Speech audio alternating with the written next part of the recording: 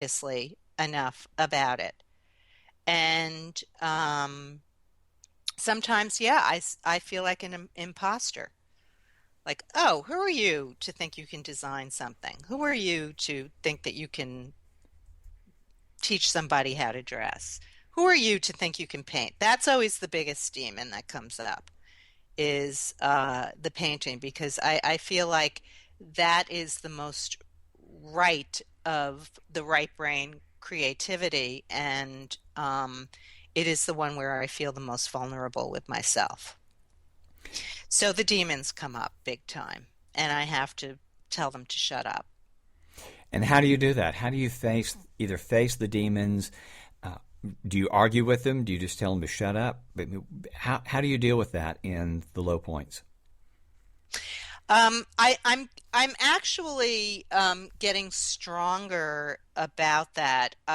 Number one, meditation, I think, is really, really important for anything. And the more that we stay mindful in whatever act we are doing at the moment, the less our mind is going to wander into those negative spaces. So the actual mind training through meditation of staying present and being mindful, I think really waters down those negative strong voices. And the other thing is having reference points. So now when I'm struggling with something and I'm like, oh my God, I can't paint. What? I can't do this. I'm like completely convinced that I have no skill. And so what I will do is look at something I've already done that's a finished product and say, wait a minute, stand back. You did that. So I use some work that I've done as a reference point for myself, as if I am talking to another person. If my friend came to me and said, I can't do this, and it was something that they've been doing, I would, I would sit down with them and say, how can you say that? You've look what you've accomplished. Look at this, look at that. So I sort of have been treating myself more like I would treat my friends. That's a great gift of self compassion. Yeah, it is being more compassionate with oneself and giving oneself the break. It's it's the last place that we are compassionate often Right, is with ourselves. right. And if we can't be compassionate with ourselves, are we can we truly, truly be really compassionate with other people? That's a great point. It's something I didn't realize until years ago, and I've felt that I am somebody that shows a lot of compassion for other people. But I had a friend point out to me that when folks are struggling, whether they articulate it or not, they look at the people around them, their kind of their friends and support, and they're less inclined to go to someone who cannot show self-compassion because they don't give that sense that they're if one can't be compassionate with themselves, they don't believe they're going to be compassionate with others. Right. And that just struck me as it was a very profound, very profound awareness, and it helped me to kind of turn myself around to realize that I can't beat myself up in front of other people and expect them to believe that I'm going to treat their hearts with any kind of kindness or compassion. Right. It is so true. And more, I think always, but more and more, we all just want love and support Mm. and compassion from our fellow humans. And life is tough, Yes. and it's it's not an easy road. So, um, we should all be kind and loving to each other, and it starts with ourselves, and that's not being self-centered. Self-centered is not noticing much about anything else, but it's getting to the core and and it keeps us, I think, more open and more vulnerable, and also more understanding when somebody else is Yeah. going through their struggles. And more accessible for Yes, more others. accessible. That's right. I was searching for the Yeah. word. You had it. It's and speaking of that help, is there someone who believed in you during a low point in your journey that made a difference in helping you climb to a new place? Yes. Tell me. There's been very key people Yeah.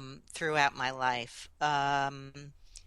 When I was young, I had a lot of loss in my life as a child in terms of family members. My father had died when I was very young, and then my brother passed away, and it caused a huge amount of pain and oh God, I'm at a loss of words right now. Disruption, more than disruption, in our lives as a family unit, and I became very rebellious as a response to these losses. And I had one sister in particular who was a huge support system for me when when I was younger, and still is. Um, but particularly then, she just sort of held my hand or helped guide me out of, as she was doing for herself also, um, out of a very dark time. And then I've had key people um, in my life at certain moments. It's that thing of like the teacher appears when you're ready. People who weren't necessarily in my life in any long-term way, but made a huge impact. I remember way back in high school when I was having a great deal of difficulty, and I was doing things that I shouldn't have been doing, i.e., being stoned a lot, whatever, um, and having a difficult time in school. Um, I went to talk to a dean who was at NYU, and this was precipitated by my sister who wanted me to go talk to this man. And I sat down with him, and I will never forget this conversation because he turned my life around and started me on a road that I'm still traveling on to this day. How incredible. And I was very honest with him about all the things that I was doing. And I remember him saying to me, I wish I could find him and thank him, but I have a teacher like that as well, or a couple of yeah, them. What a huge he's difference. it was amazing. He said to me, he did not know me except for this. We were having some very long conversation, and he said to me, you know, there's nothing wrong with you. And I just looked at him, and here was a stranger, an adult, and somebody who had some standing in an educational environment saying to me, there is nothing wrong with you. You need to get out of your environment and you need to do everything you possibly can to get out of that environment because it is not good for you. And so he basically said to me, you are accepted into NYU. I didn't even have to apply. And I'm not sure that this could happen in this day and age, but it was way back when. And he said, you just have to promise me to graduate from high school and stop um, taking the things that you're taking. And I made a deal with him. And from that day forward, I stopped and I did make it to NYU. And it led me on a road of constant learning and discovery, which I haven't stopped. Wow, what a difference. I know. It's so one person, it wasn't just that one person. I mean, I've got some great people in my life and now I do and but this one person who I didn't even know um, who was perceptive enough to say to a young person who was struggling, you know, you're going to be okay. And it's something that I want to be able to do in my life in the future at some point. And to go back to a question that you asked me, what would I do if I had more financial freedom? One of the things that I would like to do is work with kids who are struggling in some creative way. And I cannot do that right now because that takes time commitment and it's not something that I have. So it's something that I would like to do. Shifting a thought, kind of back to something you said earlier when you were talking about painting. If I remember correctly, you hit a point in the last year or two where you would start a painting, but you wouldn't finish it, even to the point of considering destroying them or whatever. What was that about? What moved you through it so that you're now completing and preparing art for show? Oh, okay. Well, this was yet another impactful moment. It was about 4 years ago. I was continually taking classes, and there was a friend of mine who is also my teacher, who I had been studying with regularly for a fairly long period of time. And I was studying with him in a small atelier class in his studio that consisted of uh, five of us. So it was a very intimate situation, and we had a great time. But what I would do is oftentimes at some point I would wipe away whatever I'd been working on. And also, I was never finishing paintings. I was always either destroying them, covering them up, wiping away. And my friend John, who is a great painter, uh, and my teacher, sat me down one day and said, you have to stop making your work commit suicide because that's what you're doing. Everything you start, you end up killing. And he said, it's so crazy with you because you have the skills.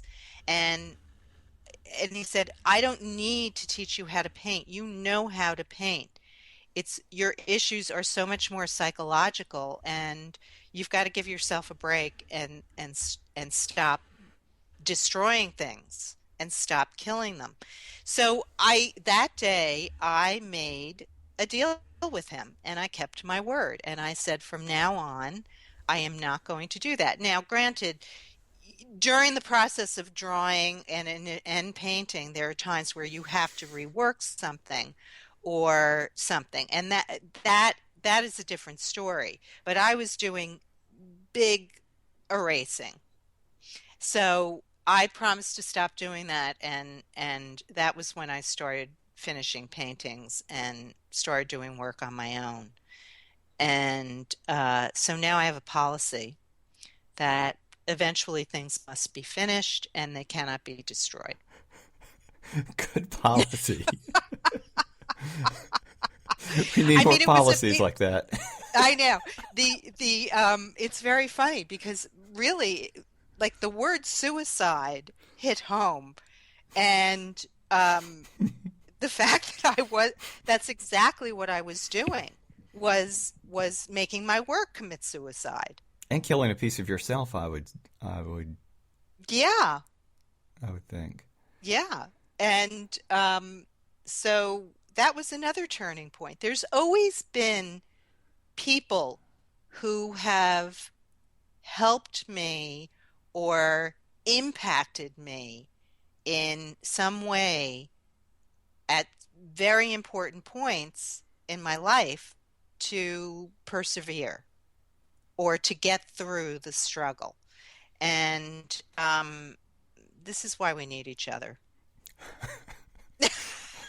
Yes, You yes. can't do it alone. You can't live alone in the bigger scheme of things. Well, that occurs to me. What do you believe?